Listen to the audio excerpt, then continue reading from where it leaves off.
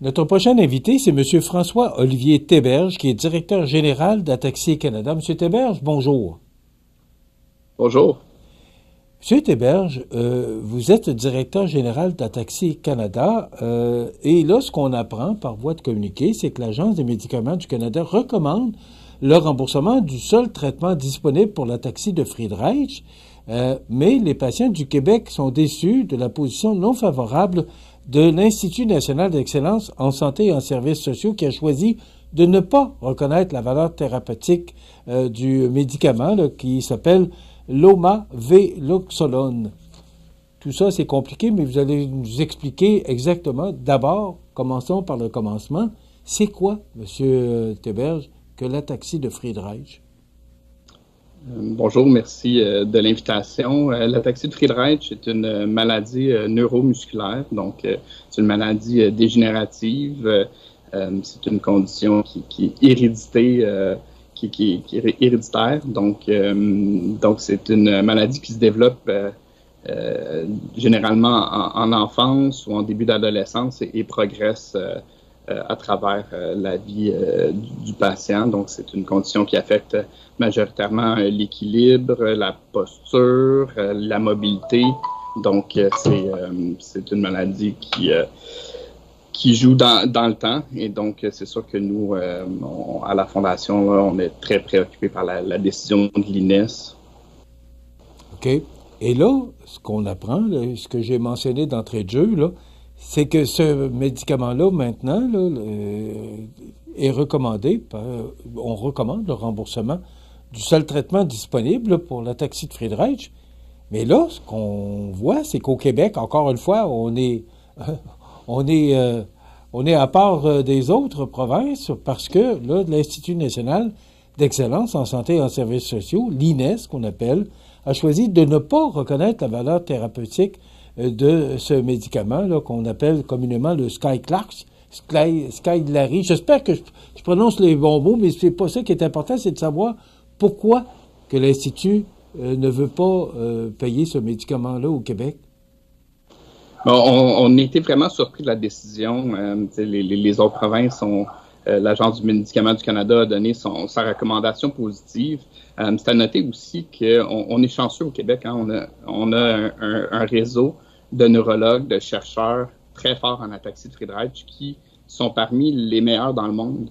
Donc, on a des gens qui sont cités à l'international sur cette condition et sont tous d'accord vers le positif que le médicament apporte aux patients. Donc, cette décision négative de l'INES avec une recommandation positive des experts nous laisse vraiment perplexes là, comme organisation. Et là, quelles sont les démarches qu'on peut entreprendre? Est-ce que cette décision-là est irréversible? Je sais là, que vous faites appel au gouvernement du Québec pour son plan d'action là, sur les maladies rares 2023-2027. Qu'est-ce que ça donne exactement, M. Théberge? Mais c'est ça qu'on essaie de se faire entendre la voix des patients, mais aussi des proches aidants, des parents, de toute la communauté qui supporte ces patients-là. Donc, évidemment, les gens peuvent aller sur notre site web. On a une campagne pour écrire les lettres aux députés, aux décideurs. C'est sûr que les décisions de l'INES sont habituellement finales. C'est sûr qu'on espère que la compagnie qui supporte le Skyclarys va faire une nouvelle demande avec des données additionnelles. Mais en ce temps-là, nous, on espère que mettre la table, que les experts soient entendus par l'INES pour que la situation puisse changer. Mais pourquoi que si les autres provinces le reconnaissent, pourquoi le Québec, on est distinct à bien des égards, là, mais pourquoi on est encore distinct là-dessus, exactement? Ben, le processus de l'INES en est pas très différent de celui de l'Agence des médicaments du Canada. La documentation qui est envoyée. C'est sûr qu'au Québec, on fait les choses différemment. Nous, on a eu comme plusieurs rencontres avec l'Agence du médicament pour expliquer c'est quoi l'ataxie de Friedreich. Une maladie rare. Des maladies rares, il y en a plus de 15 000. Donc, on peut pas penser que les administrateurs vont connaître ces maladies-là. Donc, c'est un peu qu'on veut être la voix. Nous qui travaillons, on va dire de façon quotidienne en ataxie de Friedreich, mais on peut mieux expliquer, éduquer sur ce qui est la vie de ces patients-là, leur parcours de vie et en quoi ce médicament-là qui ralentit la progression de la maladie peut vraiment être un bienfait dans le système de la santé. Est-ce d'après ce que je comprends, c'est qu'on a prouvé l'efficacité de ce médicament-là qui peut ralentir la progression de la maladie, mais est-ce que ce médicament-là peut arrêter la maladie? Non, mais ce qu'on voit dans les données, c'est vraiment un ralentissement de la progression. C'est à savoir que ralentir la progression, c'est ralentir, on va dire, c'est donner à ces gens-là des années de qualité de vie supplémentaire, du temps qu'ils peuvent travailler, être plus actifs, s'occuper de leurs enfants, c'est vraiment du temps qu'on veut aller chercher dans une maladie qui est dégénérative. Est-ce qu'il y a d'autres traitements qui sont en développement un peu partout dans le monde? Oui. Est-ce qu'on espère que ces traitements-là vont arriver éventuellement aux Québécois? Je l'espère, mais en attendant, on a une solution qui est de l'avant, qui est présente, puis on espérait que nos patients ici aient la même chance que les patients dans le reste du pays. On a entendu parler, parce qu'il y a eu beaucoup de publicité par rapport à l'ataxie de Friedreich à la télévision durant plusieurs années, mais me semble, c'est mon impression, qu'on entend moins parler de cette maladie-là. Est-ce que vous avez des statistiques sur la quantité de gens qui sont atteints de cette maladie-là au Québec? En effet, la Fondation était très présente dans les années 70 avec Claude Saint-Jean, qui était très présent dans les médias. Évidemment, c'est une maladie rare, donc c'est sûr que tranquillement, avec le décès de Claude, il y a eu peut-être un petit peu moins de couverture, mais les patients, la prévalence au Québec est encore là.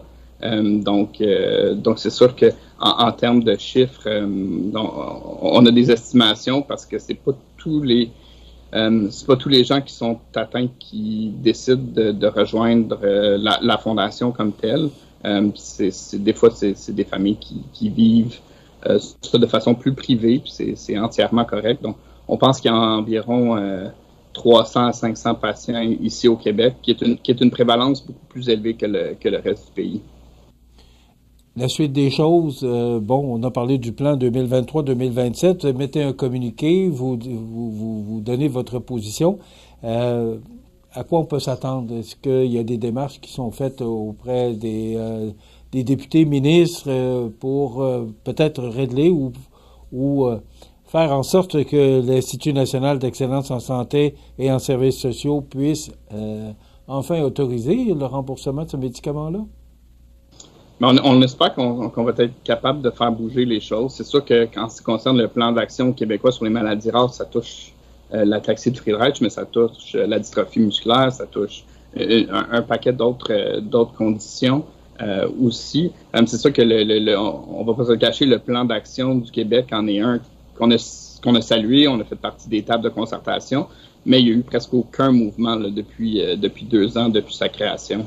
Donc, c'en est un beau plan, mais il n'y a pas vraiment d'éléments rattachés là, à ce plan-là, autre qu'un beau document.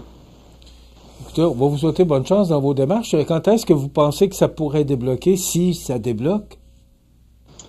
C'est dur à dire. C'est sûr que nous, on va se réactiver. Là.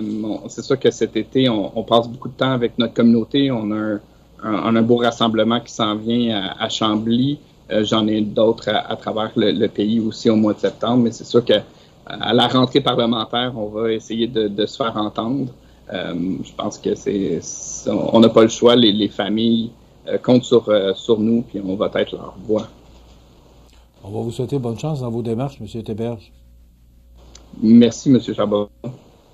Monsieur François-Olivier Théberge, qui est directeur général d'Ataxi Canada, donc l'Agence des médicaments du Canada, qui recommande le remboursement du seul traitement disponible pour l'ataxie de Friedreich, mais l'INES, qui est cet Institut national d'excellence en santé et en services sociaux, qui a choisi de ne pas reconnaître la valeur thérapeutique de Sky Clarice, qui est l'homonyme de l'omaveloxolone. J'espère que je le prononce bien. Merci, M. Théberge, et bonne journée. Merci. Voilà, ça complète.